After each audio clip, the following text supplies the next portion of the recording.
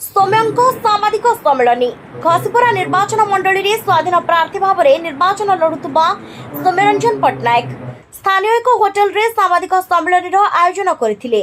एही अवसर रे श्री पट्टनायक सामाजिक मानकर विभिन्न प्रश्नर उत्तर देथिले। पूर्ण जड़े नवागत व्यक्ति हिसाब रे ए अंचल रे निर्वाचन रे भाग नउथिली। आपण मान सहित ए प्रकार एक सौजन्यमूलक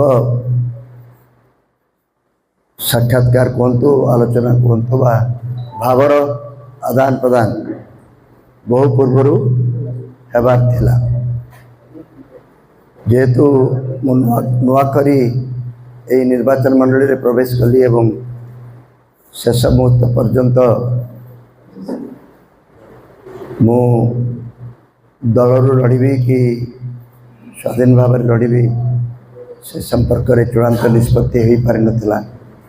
से दृष्टि ए विलंब को आपण गुण क्षमा करिए बोली मु भावुची। तबे निर्वाचन लड़वा मो पाई नुआ नुहे, किंतु एभली एक निर्वाचन जहाँकि मु घसीपुरा लड़ुची पुणी स्वाधीन प्रार्थी भाव में लड़ुची ता समुदाय कथाटा को भिन्न रंग दौची और गुरुत्व दौची। जी गुरुत्व दौ न सांबादिक बंधु माने ताको अधिक प्रचार प्रसार करी तार गुरुत्व को शेष बढ़े देती। ता भल होइछि कि खराब होइछि परवर्ती काल में जना पड़ो।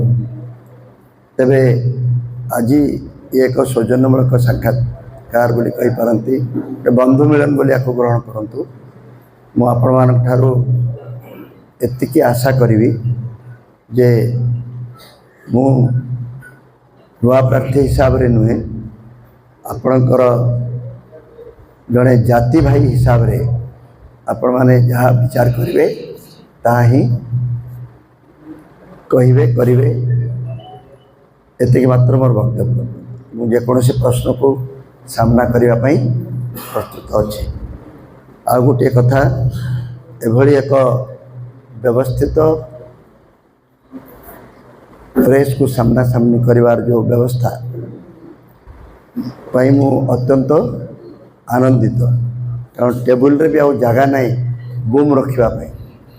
आगुरी आम जिते नुआ नुआ टेलीविजन जगत में पदार्पण करूँ दुईटी कि तीनोटी बूम रोला।